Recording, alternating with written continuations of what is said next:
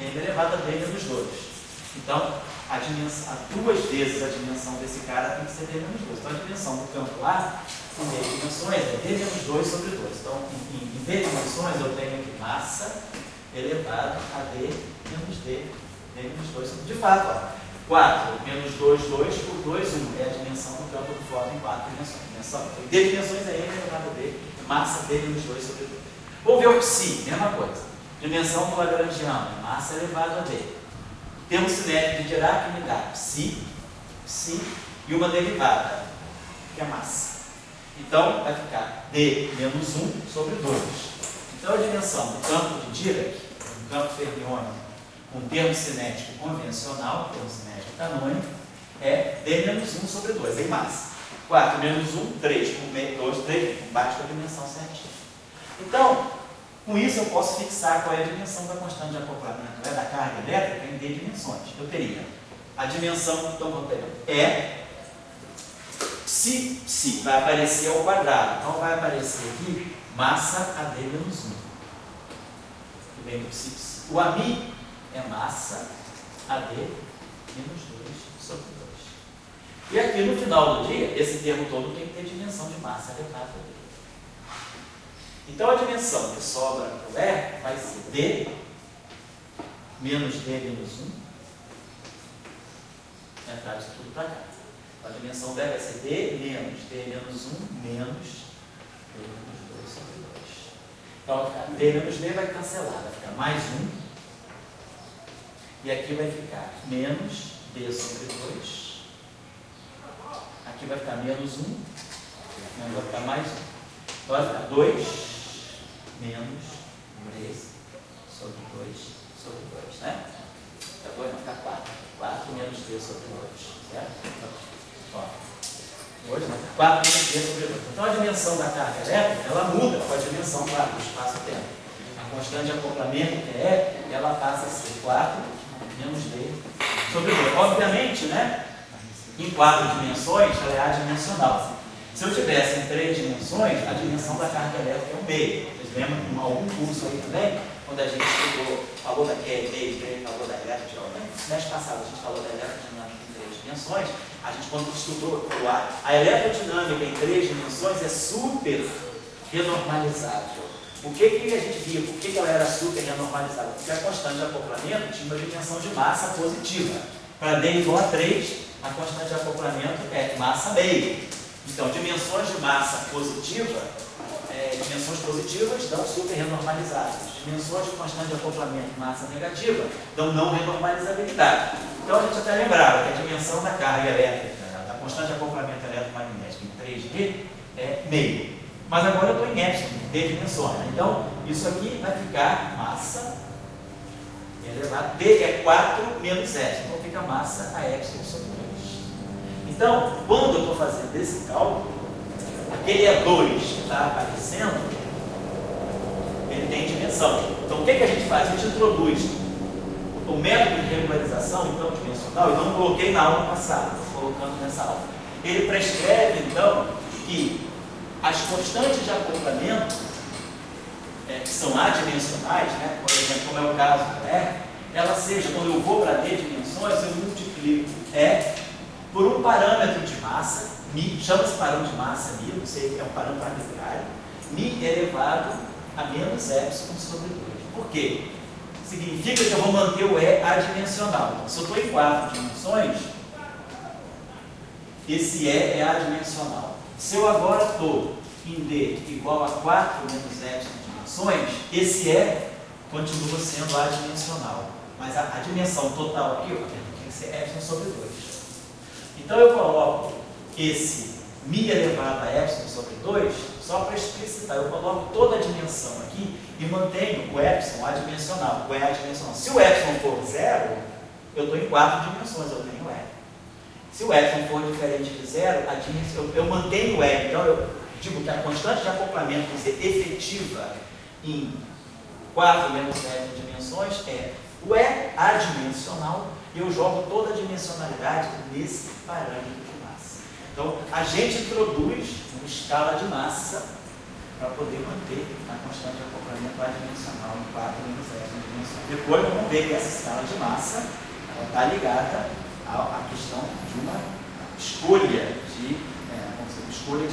ela vai entrar, quer dizer, é uma escala de energia que eu estou colocando aí, que depois vai ser muito útil para nós. Então, essa é uma das prescrições da regularização dimensional. Por exemplo, só para dar um exemplo para vocês também. Suponhamos que nós estivéssemos fazendo a teoria, o modelo lambda Φ4. Então, a gente já sabe o seguinte, para efeitos de estudar. Isso. Eu vou elaborar um pouquinho. Depois você entra, porque eu vou elaborar, você coloca, por favor. Então, só para terminar coisas mais técnicas, assim, mais óbvias. Então, sempre que nós fizermos, seja QED escalar, seja QED esquidorial e Young-Mills, lembra quando a gente estudou na aula do semestre passado? Renormalizabilidade. Por que as teorias de Young-Mills devem ser renormalizadas em 4 dimensões? Por quê? Porque a constante de acoplamento de Gauge em 4 dimensões de Young-Mills também é adimensional. Então, todas as constantes de acoplamento adimensionais elas devem estar multiplicadas por esse fator. Então, no caso da QED, seja QED escalar, QED esquidorial e QED escalar. A constante de acoplamento, quando eu faço a regularização dimensional, quando eu vou para D dimensões, quando eu vou de 4 para 4 menos epsilon, eu pego E e multiplico pelo μ elevado a epsilon sobre 2. Então, isso aqui se encarrega de dar a dimensão para isso. Se eu tenho Young-Mills, pegar a constante de acoplamento aqui de Young-Mills, que é adimensional em 4 dimensões. Quando eu vier para cá, eu vou também fazer G de Young-Mills, eu mantenho a constante de acoplamento, o parâmetro de acoplamento adimensional. Isso, já vou lá. Pode falar? Mas o E não dá epsilon sobre 2? Oi? A dimensão dele é, exato, a dimensão dele é epsilon sobre 2. Então isso significa que se eu estou em 4 menos epsilon dimensões, esse E tem dimensão de massa a epsilon sobre 2. Então o que eu faço? Eu quero manter o E adimensional, então eu multiplico ele por uma constante, por um parâmetro arbitrário de massa e digo, isso aqui tem que ter dimensão de epsilon sobre 2, claro. Mas eu jogo toda a dimensão aqui. É como se eu tivesse assim, algo que tem dimensão de massa ao quadrado, entendeu? Eu simplesmente extraio dele. Isso, perfeito. Eu extraio dele a parte dimensional. E aí, claro, aparece uma escala de massa do nada.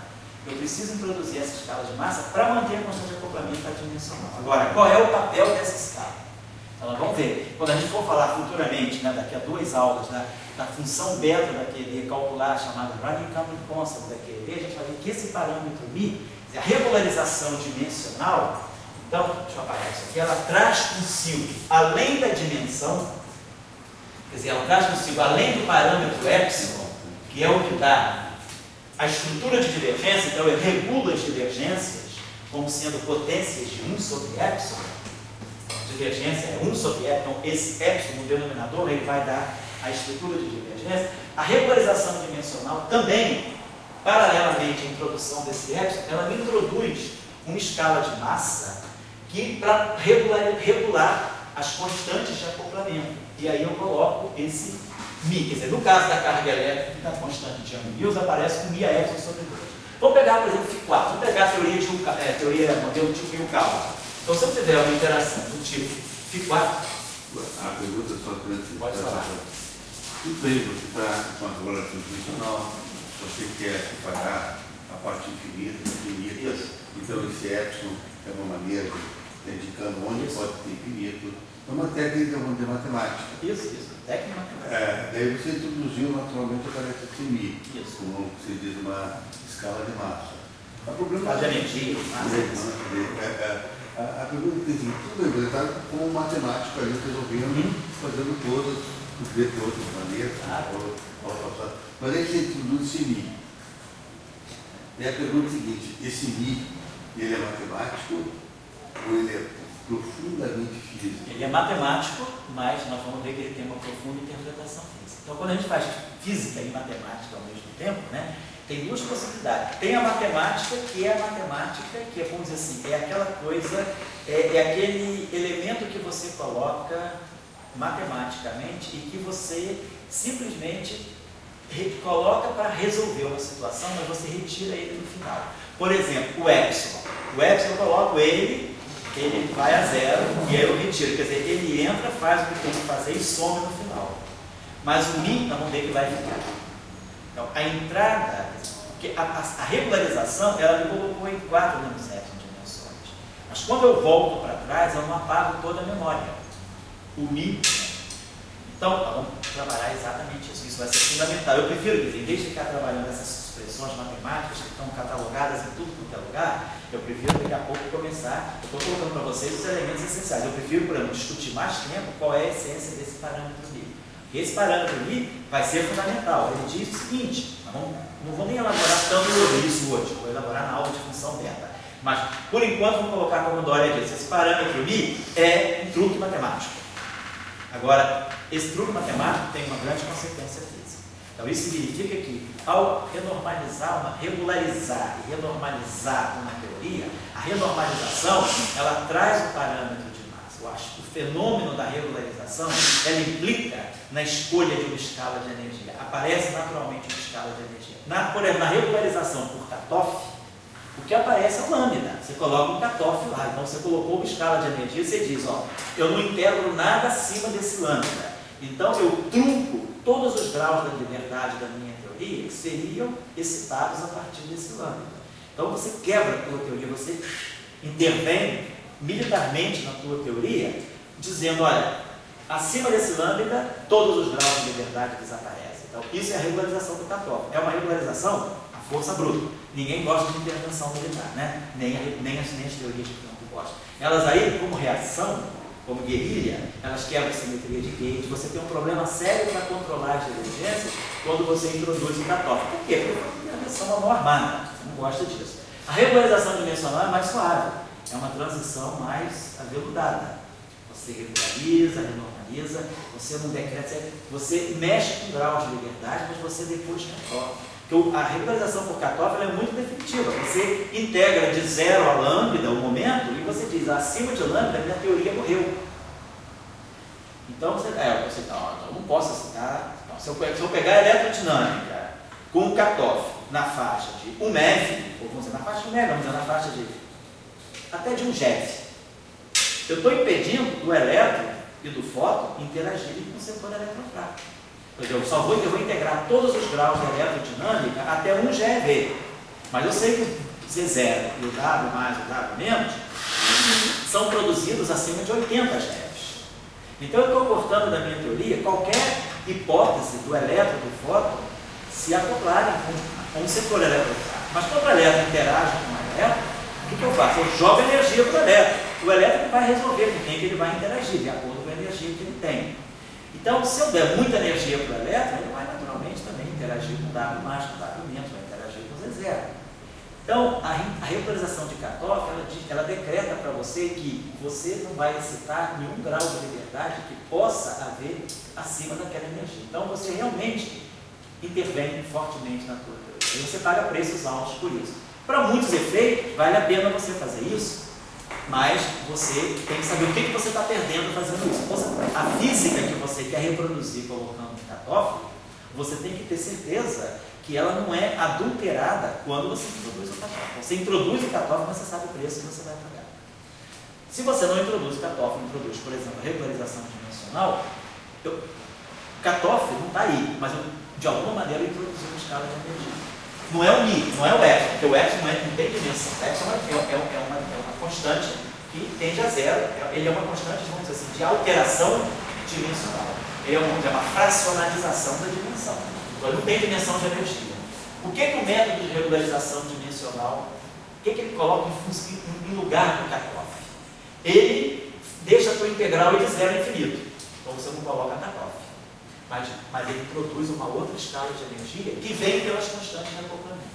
Então, a entrada dessa escala de energia na regularização dimensional, ela vem dessa forma mais aveludada, mais suave, ela entra pela constante de acoplamento e ela se acopla, inclusive, com a dimensão extra que você tem. Essas coisas que estou interrompendo, de matemática, física, do aparecimento do Mi, sempre me lembra aquela história de você gozar na calcinha. Sei. Tudo bem, você estava ali só gozando. E moça, você fez o curso. Você estava gozando na calcinha. Eu acho que eu cortar um pouco, mas fala aí, galera. Não tinha comprometimento, mas de repente deu o Mi. entendeu assim? Então você fez com o Epson é gostar da calcinha, mas depois veio o Mi. E esse Mi aí, ele vai trazer uma equação para a física moderna tão importante quanto foi MA pro... Você diz o que? É o running da constante de Portanto, o grupo de normalização. Mas isso aqui vai trazer para nós exatamente. O grupo de normalização. Então, você... Não é general relativity, não, tá? É o grupo de normalização. Isso vai ser fundamental para nós. Tá? Eu só estou orientando para as pessoas que enquanto você está gozando a calcinha. Estou deixando. Daqui a pouco você vai trazer um filho aí que está querendo muita coisa. Isso é bem consequência. É. Tá certo? Então tá, então eu não estou nem elaborando muito sobre esse livro, eu estou chamando a atenção para vocês, com a parte que olha aí, que a regularização dimensional, eu não coloquei na aula passada, né, foi um pouco porque não deu tempo, porque na hora também o contexto não me levou a isso, mas agora é imprescindível, porque eu estou fazendo um cálculo explícito. Então a regularização dimensional, ela traz um parâmetro que me dá a escala de energia ou a escala de massa. Então vamos lá no lambda F4, por exemplo. Quando eu estou lambda F4 em D dimensões. Então, a mesma coisa, isso aqui tem dimensão de massa a quarta. Isso aqui tem dimensão de massa ao quadrado, então sobra para o campo φ em D dimensões, uma dimensão de massa, a mesma coisa, D menos 2 sobre 2, exatamente como o campo de massa. Então, a dimensão do φ, do escalar de Poindexter, é a dimensão do campo de massa também. Isso, então, me dá aqui a seguinte dimensão. Então, quando eu vou olhar esse acoplamento aqui, eu vou ter a dimensão de lambda, eu ainda vou fixar. E aqui eu vou ter φ4, então eu vou ter φ, eu vou ter massa, elevado a 2D menos 4. Eu vou multiplicar por um fator 4. Vai ser isso aqui elevado a 4. Vai ficar 2D, vai ficar D sobre 2 vezes 4, dá 2D, e aqui fica menos 1 vezes mais 7. Isso aqui tudo no final do dia tem que ter dimensão de massa elevada a D. Então, a dimensão que sobra para a lambda é D menos 2D, que dá menos D, mais 4. Então, a dimensão de lambda que vai sobrar é menos D mais 4. Então, a dimensão da constante de acoplamento lambda, do acoplamento de Higgs, né, do acoplamento quântico do escalar, é massa elevada a 4 menos D. De fato, para 4 dimensões, dá 0.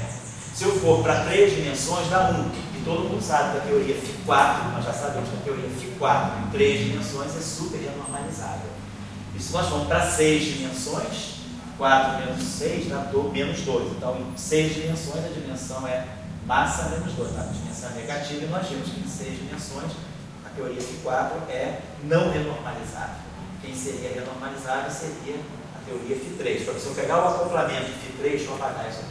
Se nós tivéssemos uma interação que fosse F-Φ3. Então, aqui eu produziria massa elevado a 3 vezes D e menos 3. Né? Vou explicar por 3. Isso tudo aqui teria que ter dimensão de massa elevada a D. Então, sobraria para o meu F, para a minha constante de acoplamento F, sobraria massa elevada a D menos 3 meios de D mais 3. Então, isso aqui fica, vamos dizer, 2D menos 3D, dá menos D sobre 2, né? Dá 2D menos 3D, menos D, quero botar para uma coisa só, vai ficar menos D mais 6 sobre 2. Então, a dimensão da constante de acoplamento, do acoplamento tríplice, do acoplamento Φ3, ela seria massa elevado, vamos dizer, a 3 menos D sobre 2. Então, de fato, em 4 dimensões, 4 dá massa elevada a 1. Então, o acoplamento Φ3 em 4 dimensões, ele é super renormalizável. Em 3 dimensões, isso aqui dá 3 meios. 3 menos 3 meios dá 3 meios. Mantém a super renormalizabilidade. Se eu for para 6 dimensões, D é igual a 6. Então, 6 por 2, 3. 3 menos 3, 0. Então, o acoplamento Φ3, ele é renormalizável em 6 dimensões, por Power Count. Então, agora, se eu estou fazendo, então, regularização dimensional, eu vou ter que fazer a mesma prescrição. Eu extraio o fio se eu for a dimensão. Então, o meu lambda, o acoplamento quântico dos escalares, quando eu for para DV4 menos F dimensões, eu extraio a dimensão 4 menos D, que é 4 menos epsilon. Então fica 4 menos 4 dá 0, fica mais epsilon. Mas não é epsilon sobre 2, é epsilon. Então aparece aqui o mi elevado a epsilon. Bom, só para finalizar o F aqui. E se nós pegarmos o F, que é o acoplamento cúbico, ele vai no F. Aí se eu vou para 4 dimensões, isso aqui é 3 menos 4 menos epsilon sobre 2. Então, 3 menos 2, 1. E aqui fica mais epsilon sobre 2. Então, esse F aqui, ele pegaria o fator mi elevado a 1 mais epsilon sobre 2. Se epsilon é 0, esse cara está em 4 dimensões, tem dimensão de massa, isso aqui, tá bom? Só que, claro, a teoria F4, né, a teoria F3, né, se eu quiser renormalizar em 4 dimensões. Agora, se eu quisesse fazer a renormalização dela em 6 dimensões, se eu fosse usar, eu sei que esse modelo aqui é renormalizável em 6D. Então, se eu fosse aplicar regularização dimensional em 6 dimensões, a minha dimensão não seria 4 menos epsilon, seria 6 menos epsilon.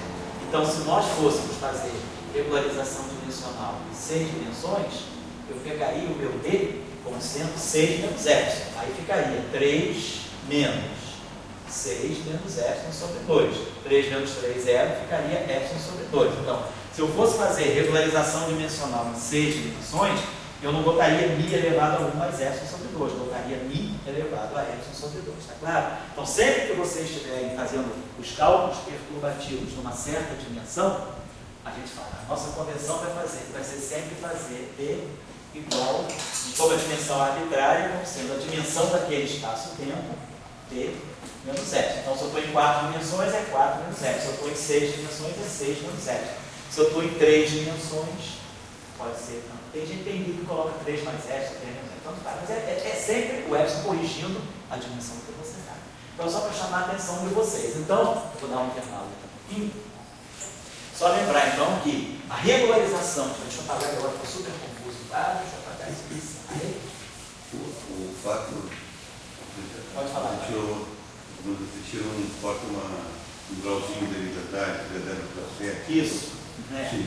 5 graus de liberdade fracional. E depois se diz que recupera. Isso. Você ainda vai falar de recuperação? Vamos falar assim, sem dúvida. Porque a questão é essa, a regularização dimensional, quando você regulariza uma teoria, você sai fora da dimensão onde ela foi definida. Quando você regulariza dimensionalmente, você sai daquela dimensão. Então, a unitariedade, quando a teoria está regularizada, ela não é unitária. Aí, agora, quando você renormaliza, que seja, você volta para a dimensão ordinária e coloca e reagrupa aqueles infinitos que o processo de regularização foi para você explicitar os infinitos. Nós vamos ver que, talvez no final dessa aula de hoje, que o processo de renormalização, depois que eu regularizo, eu recolho os infinitos, eu sei como eliminar ou como agrupar esses infinitos. Aí esse processo é renormalização. Então, quando eu renormalizo, eu volto para a dimensão original. Então, a teoria regularizada e posteriormente renormalizada, ela pode recuperar a unitariedade. Mas quando eu estou falando da teoria só no nível em que ela está regularizada, eu só regularizo, eu de alguma maneira estou matando a unitariedade. Eu estou introduzindo graus de liberdade extra, ou eu estou suprimindo graus de liberdade, como eu faço no cutoff. Eu excluo, né, eu exilo por decreto um monte de possibilidades de graus de liberdade. Então, a regularização, ela é um momento não muito natural de toda a teoria que está vivendo. Quando você está com ela regularizada, ela tem uma doença, certamente ela não é unitária. Quando você renormaliza, o que você espera é que a teoria regularizada, renormalizada, seja unitária. Então, muitas vezes, o problema que a gente tem no método de regularização é a gente ter certeza que, após a regularização, a gente consegue ter uma teoria renormalizada, ter uma teoria unitária. A discussão da anomalia está um pouco nesse sentido. Quando você fala de anomalia, significa que você regularizou, e aí, quando você volta para a teoria renormalizada, você talvez não consiga mais recuperar a unitariedade. Então, a anomalia, não é que a anomalia seja um problema do método de regularização, mas ao regularizar e renormalizar a tua teoria, se ela intrinsecamente tem uma anomalia, isso vai ser revelado. A anomalia tem uma origem mais profunda do que a própria regularização e a própria renormalização. Ela é uma coisa muito mais estrutural de uma dada teoria de cálculo. Mas, ao você regularizar e renormalizar, a anomalia, ela salta nesse momento, ela fica explicitada nesse momento. Então, nós vamos discutir isso também, mas lá no final do curso. Eu não vou nem dedicar, assim, um momento, uma porcentagem, talvez a última aula, talvez não, a última aula a gente vai falar sobre anomalia, mas aí qualquer coisa eu peço para o Sebastião fazer um seminário mais completo, porque ele trabalha com anomalia. Tá? Então, mas eu estou levantando um problema. A regularização e a renormalização, elas explicitam vários problemas que a teoria pode ter. Hoje em dia, a identificação da anomalia é já se usa métodos muito mais fundamentais do que regularização e renormalização. Ela é uma coisa que pode estar estruturalmente dentro da estrutura de simetrias da teoria. Então, por exemplo, essa formulação de BR e ST e os métodos de cohomologia, eles são muito eficazes para revelar a estrutura de anomalias de uma teoria. E aí, é claro, quando você faz a regularização dimensional, essa anomalia salta fora. Mas ela não é um produto da regularização. Muitas vezes, por muito tempo, se pensou, e às vezes a gente encontra essa confusão em artigo e em livro. Tem coisa publicada dizendo que a anomalia é um problema do teu método de regularização e renormalização. Não é. A anomalia é um problema mais profundo. O método de regularização e a renormalização, eles explicitam a anomalia, mas ela veio antes disso. Ela é muito mais anterior, ela é muito anterior a isso, ela é muito mais estrutural do que a teoria. Tá? Então, lembrando então, que nós estamos fazendo QED. Então, a partir de agora, naquele gráfico que nós estamos calculando, quando nós tivermos E ao quadrado, B de K, né? 2π elevado a D. Nós estamos fazendo esse cálculo aqui, Então, vamos substituir daqui para frente, esse E2 vai ser E ao quadrado vezes μ elevado a epsilon. O múltiplo vai dar ao quadrado.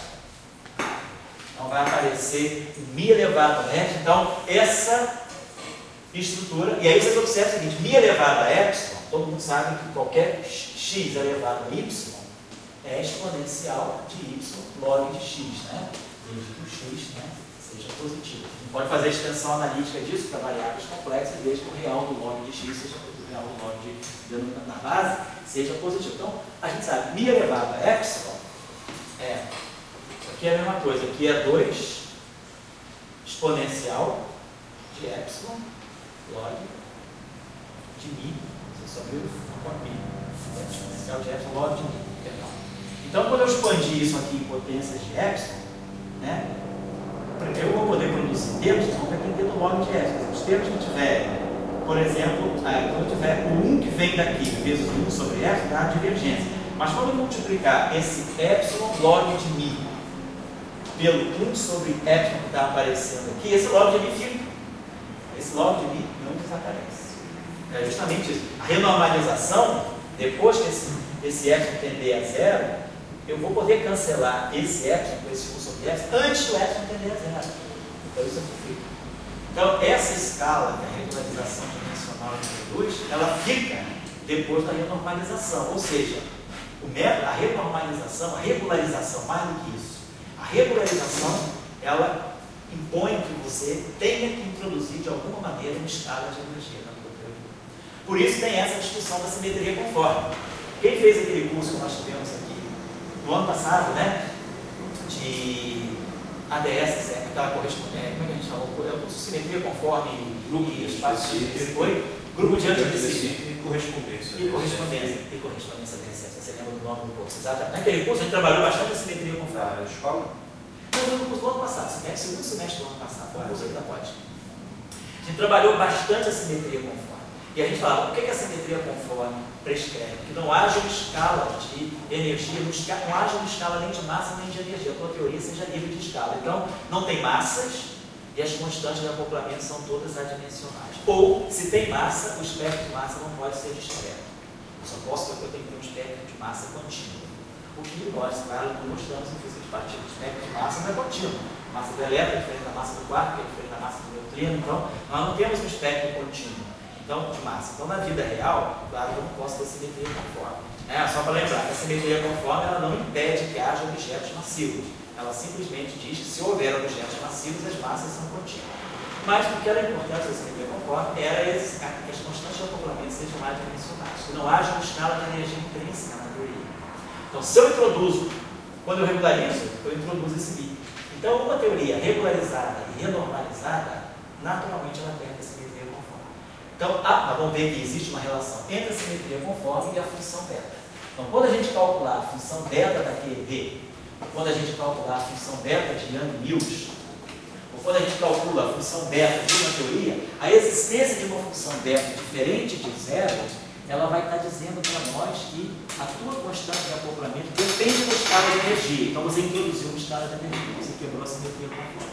Então, em geral, se espera que teorias conformemente invariantes, ou conformalmente invariantes, sejam teorias finitas, que não tenham todas as funções beta sejam zero.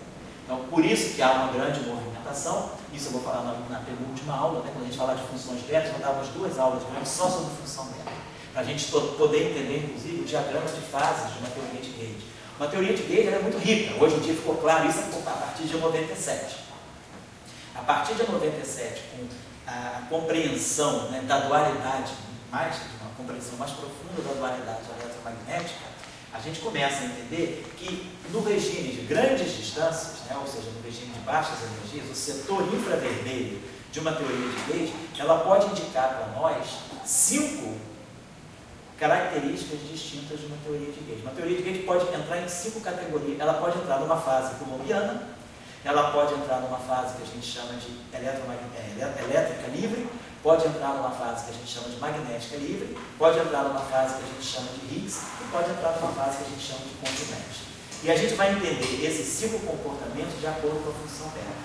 Então, sempre hoje em dia, é uma coisa muito importante a gente ter um conhecimento claro da função beta do grupo de renormalização, porque ela vai dar um comportamento, uma ideia muito clara de como a gente vai poder, o potencial, inclusive, daquela interação recente dessa função beta. Por exemplo, se a massa do elétron, a gente tiver um regime que a massa do elétron tende a zero, o potencial coulombiano ele deixa de ser 1 sobre R, ele passa a ser 1 sobre log de R log de R. Então, isso a gente vai entender pela função beta. Então, entender a função beta de uma teoria significa, sobretudo, entender bem a estrutura do que a gente chama de pontos fixos da teoria. Os pontos que são chamados de ultravioleta fixos, os pontos chamados que são de infravermelho fixos. Por exemplo, essa própria configuração que nós estamos calculando hoje, que é o diagrama de polarização do vácuo, se eu estou em energias baixas, qual é a partícula que está em jogo massiva? É o elétron. Então, a energia, quando eu escrevo esse gráfico aqui, só para a gente ter uma ideia, tem uma grande física que a gente vai poder discutir em função desse gráfico. Quando eu calculo esse gráfico aqui, significa que eu produzi um par elétron cósmico a partir da energia desse fóton. Mas para esse fóton aqui produzir esse par elétron, se fosse um processo físico real, aqui eu teria que ter uma energia de pelo menos 1 eV, que a massa de repouso desse cara é 0,5, a desse é 0,5. Então, se eu estou trabalhando com uma QED, se eu estou fazendo investigações de uma QED muito abaixo de 1 eV, se eu jogo no meu sistema de elétrons energias que são abaixo de 1 eV, esse gráfico aqui, ele começa a ser, a probabilidade desse diagrama aparecer é muito pequena, porque eu não tenho energia suficiente para produzir esse par, mesmo virtualmente. Esse processo é muito. Então, é como se esse gráfico não aparece. Então, para todos os efeitos, é como se a função beta da QED, a gente vai ver, vai ser zero. Então, é como se a QED, se eu estou muito abaixo da massa do elétron, eu não vejo o running da constante de acoplamento. Então, é como se a constante de acoplamento, o F, fosse realmente fixo. Então, eu tenho um potencial colombiano, é 1 sobre R. Mas, se eu começo a crescer muito em energia, esse gráfico começa a ficar importante, essa contribuição quântica começa a ficar importante, e aí eu começo a mexer na função beta. E aí eu começo a mexer na relação entre constante de acoplamento e energia. E aí eu posso começar a ver aspectos de uma teoria de Gauge que eu não veria em certos limites. Então, hoje, a gente não pode falar de uma teoria de Gauge assim, genericamente. Eu tenho sempre que definir, eu estou falando de uma teoria de Gauge em tal regime de energia. E aí você vai ver, de acordo com as massas das partículas que estão presentes com aquele domínio de energia, em que fase nós estamos nessa teoria de Gauge. Eu estou falando de uma teoria de Gauge que na fase confinante, na fase magnética livre, na fase elétrica livre, na fase coulombiana, na fase de Higgs. Então, uma teoria de Gauge ela tem muitas fases. É um processo muito rico. Ela tem um diagrama de fase, pelo menos 5. Então, e a função beta vai ser quem vai nos ajudar a compreender essa discussão. Por isso que é muito importante vocês estarem afinados com essa discussão da função beta. Tem umas aulas, eu acho, gravadas no site da Aprendonet, que o Mário Júnior, né, que foi pós-doc nosso aqui, nas atividades de verão, não desse ano, de 2012, mas de 2011, ele deu um mini curso sobre cálculo de função beta. Então, se vocês quiserem ver, tem lá no site da Aprendonet, eu não sei... curso lógico, está no site do professor Global. Eu não lembro se está dentro de teoria de gay, vocês procuram, mas é nesse site, ou modelo padrão, ou teoria de gay, tem lá, tem umas aulas que ele deu no verão, ele deu as aulas, os PowerPoints estão todos lá, as transparências dele estão todas lá, ele deu umas aulas sobre função beta. Então, vamos aproveitar aquelas aulas também, e nós vamos trabalhar aqui, talvez mais alguns detalhes do que ele fez a coisa mais completa. Eu prefiro pegar alguns detalhes daquela aula e trabalhar com vocês mais os aspectos interpretativos da função beta, para a gente poder entender o que é os pontos fixos e a estrutura de divergência entre UVB e ultravioleta em função do cálculo da função beta. Então, esse é um capítulo muito importante hoje, e é inclusive as funções beta nulas. Então, teoria de Yang-Mills, n igual a 2, tem função beta zero. Teoria de Yang-Mills, n igual a 4, tem função beta zero. Teoria de Yang-Mills, n igual a 2, tem ou não tem? Depende da representação, depende dos campos, mas eu posso ter beta igual a zero. Então, a presença de funções beta nulas está querendo dizer muita coisa a respeito de uma teoria de campo. Então, vamos tentar entender esses diagramas, né, de funções beta. Vou dar um intervalo agora. Então, é só para lembrar que, da agora em diante, nós vamos ter aquele cálculo que nós estamos fazendo, aquela integral é 2 μ elevado a epsilon vezes a integral que nós estamos calculando no espaço dos momentos, está aqui, né? Então vou supor que naquelas distribuições todas de momento, nós já usamos essas integrais, já substituímos as funções gama e vou começar a colocar os resultados aqui para vocês. Então, vamos dar um intervalo. Então, todo mundo sabe como o cálculo é feito. Agora, é importante um dia na vida fazer esse cálculo. Eu não sei o quanto vocês estão assim, podendo se dedicar às tarefas desse curso, mas, não sei, no primeiro semestre eu deixei várias tarefas. Não estou cobrando, nem estou querendo saber se fizeram ou não, mas eu acho que é importante vocês, em um certo momento, estarem fazendo essas coisas. Porque quando, por exemplo, o Tião estiver dando agora o curso, quando o Tião estiver dando o curso de QCD dele, claro que ele precisa de regras de Feynman, vocês mais ou menos já sabem como é que faz, é só pegar a regra de Feynman e montar. A gente já sabe onde os gráficos surgem e, sobretudo, a função beta, porque a QCD tem uma função beta negativa, a QED tem uma função beta positiva. Vamos ver.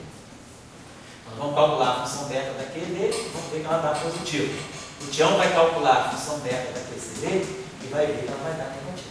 E aí, isso tem uma estrutura de pontos infravermelhos e ultravioletas fixos, muito interessante, e a liberdade assintótica sai daqui e não daqui. E aí a gente vai ver o que acontece para poder entender, sobretudo, o diagrama de fases da QCD, vai ser muito importante entender isso. Então, eu vou querer dedicar um bom tempo, porque isso, inclusive, nem tem quase livro. Se vocês forem olhar essa discussão das fases de uma teoria de Yang-Mills, isso é uma coisa bastante recente. Nos livros de teoria de campo vocês não vão encontrar isso. Então, eu acho que essa discussão é muito importante para a gente poder realmente entender o que uma teoria está comunicando para a gente. Né? Recente quanto? 10 anos? Recente 10 anos. Recente 10 anos, eu diria que isso ficou claro a partir de 97. Quer dizer, foi lançado em 97, mas ficou claro, assim, essa discussão do estrutura de fase ficou clara dos 12 anos para cá, mais de 2000, mais ou menos. Então, vamos dar um intervalinho agora, é meio-dia e 15, meio-dia e meio, vamos parar até 15 para 1. E a gente vai de 15 para 1 até 15 para as 2, tá bom? Pois não dá? Quem quiser fazer